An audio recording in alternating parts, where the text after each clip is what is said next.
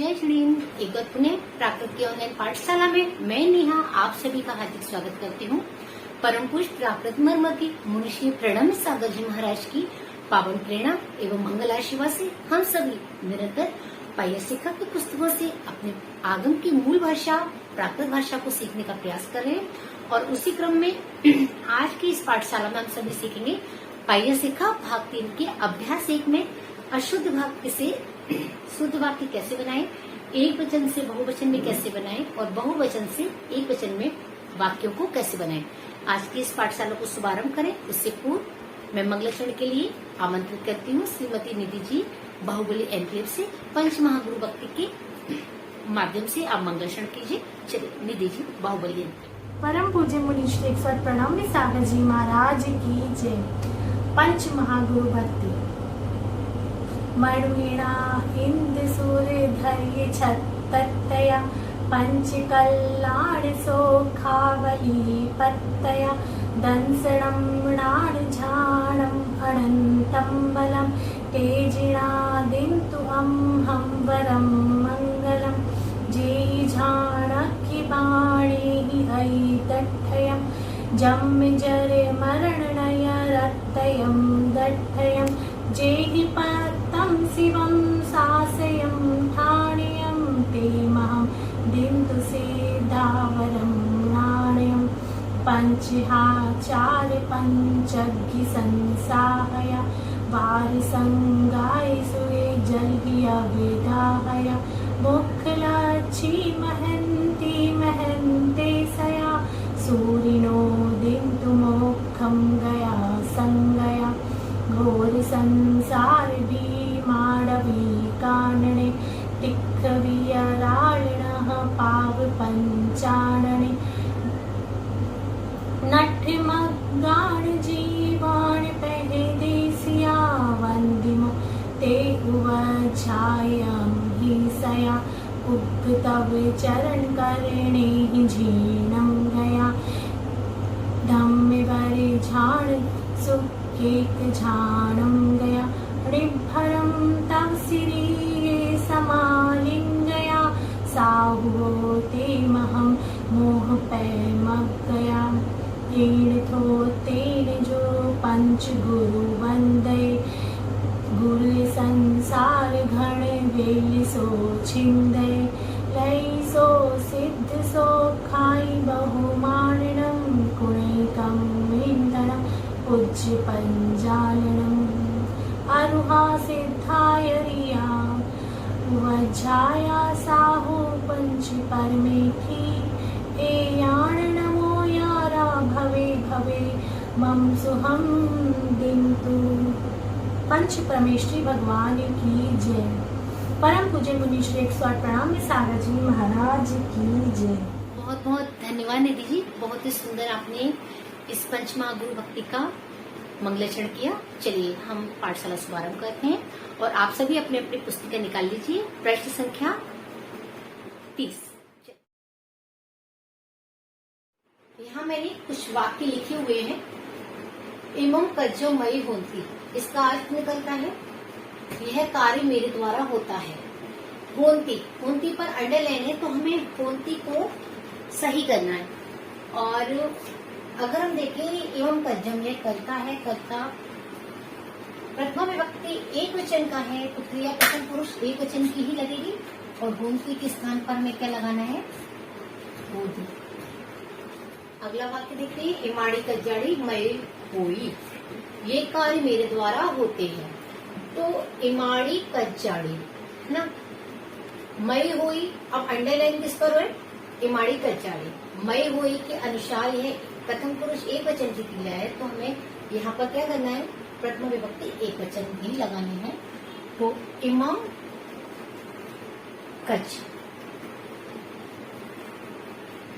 अगला वाक्य देखेंगे, ते सुहाड़ी तुम्हें होई। सुहाड़ी यानी कि सुख तुम्हारे द्वारा होता है। अब क्या है ते, यहाँ पर हमें क्या करना है, सुहाड़ी। अंडरलाइन सुहाड़ी पर भी होनी चाहिए।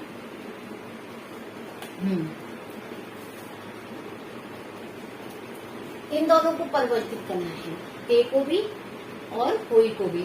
तो ते के स्थान पर क्या आएगा? ताड़ी, क्योंकि ताड़ी नपुंसकलिंग का है। और अब ये जब बहुवचन का कर्ता हमारा हो गया, तो जो हमारी क्रिया है वो वह भी बहुवचन की बनेगी, होंगी। अगला वाक्य, तम सुहम अमेयी होती। तम सुहम कैसा है? प्रथमा विभक्ति एक वचन। तो अब अंडरलाइन किस पर है? होती। तो हमें जो क्रिया लगानी है इसी के अनुसार लगानी है, होती या होती।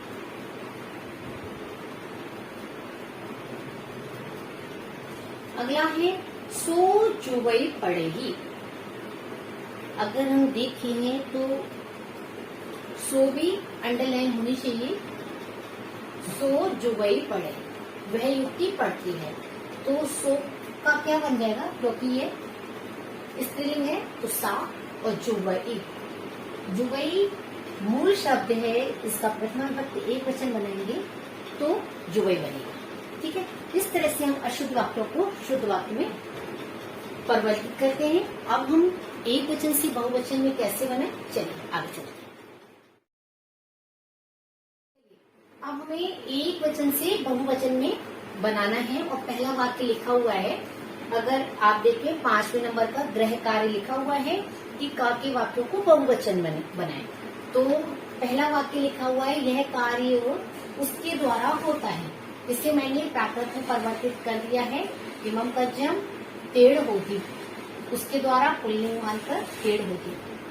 अब हमें इसे बहुवचन में परिवर्तित करना है। तो आपको बताया है पिछली कक्षाओं में, मुख्य रूप से कर्ता और क्रिया का बहुवचन में होना अनिवार्य होता है। तो इमाणी, कज्जाणी,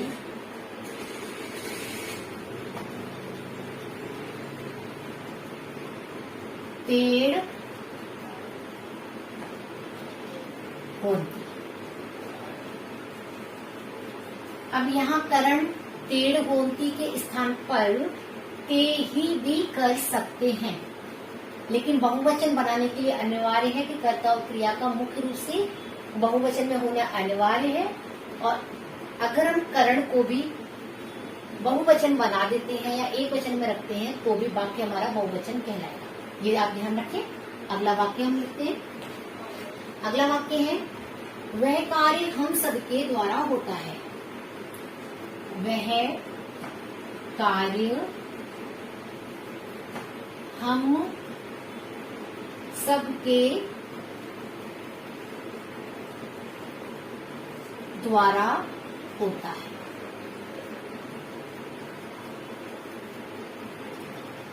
इसी प्रकार वह कार्य, वह के लिए तम कज्जम, वाक्य आपको पहले भी सिखाया है, उसी के अनुसार आप वाक्य बना लीजिए। हम सबके, अम के ही होती, तम कज्जम अमेयी होती। अब हमें किसको में बदलना है? बहुवचन में बदलना है। तो बहुवचन में बदलने के लिए तम का ताड़ी,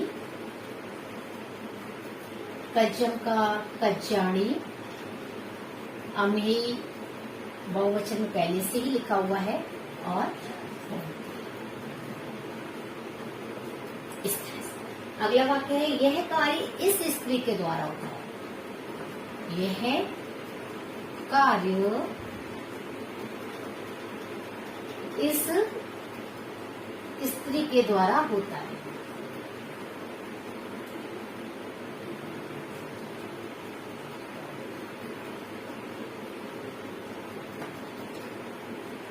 अब आपको मैं डायरेक्ट ही बहुवचन में बनाना सिखा रही हूँ।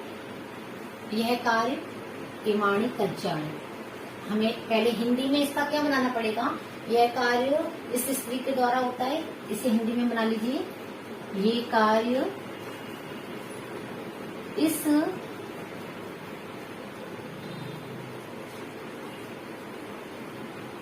के द्वारा होते हैं।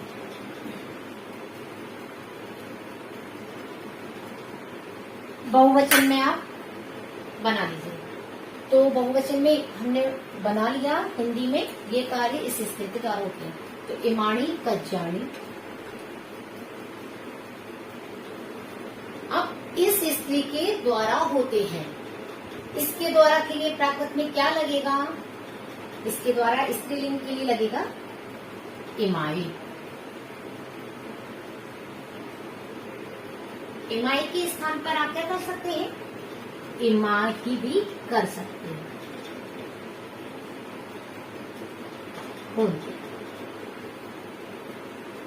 ठीक है। करण का अगर प्रथम करण एक वचन में भी रह सकता है और बहुवचन में भी। तो इस तरह से हमने बनाया इमाणी कज्जाणी, इमाही होती, ये कार्य इसके द्वारा होते। चलिए चौथा वाक्य है, यह सुख उस स्त्री के द्वारा होता है। यह है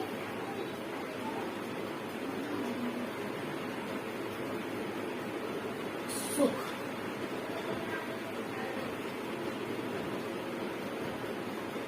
उस स्त्री के द्वारा होता है। तो इमाणी सुहानी,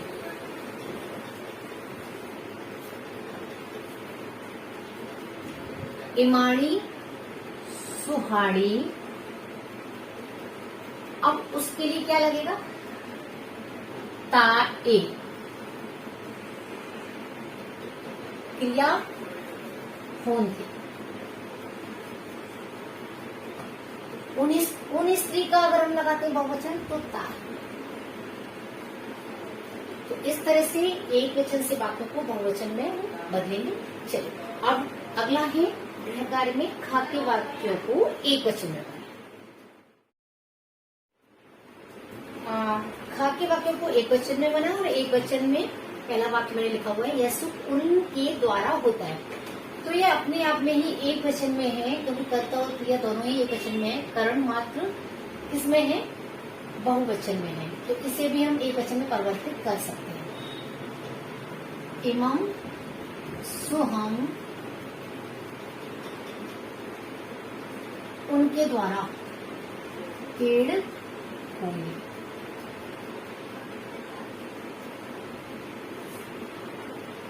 चलिए अगला वाक्य है, वे कार्य तुम्हारे द्वारा होते हैं। वे कार्य तुम्हारे द्वारा होते हैं।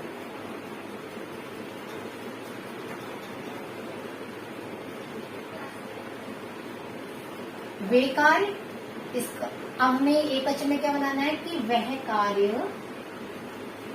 तुम्हारे द्वारा या तेरे द्वारा होता है। वह कार्य तुम्हारे द्वारा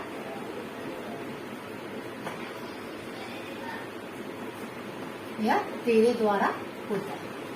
इस तरह से आप पहले वाक्य को हिंदी में बनाएं तो आसानी होगी।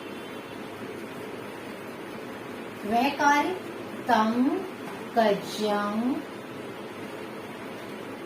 तुम ही अथवा तुम ए होगी। ठीक है। चलिए तीसरा वाक्य है,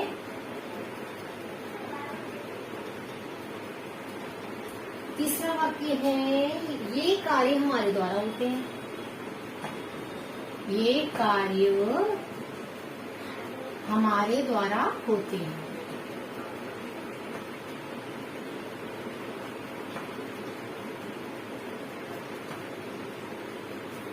ये कार्य इमं कज्यम हमारे द्वारा, अम्हे अगर एक वचन में बनाना है तो मई होगी। चौथा वाक्य, वे दोनों उसके साथ जाती हैं।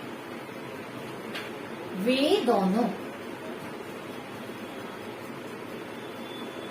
उसके साथ जाते हैं। वे दोनों उसके साथ जाते हैं।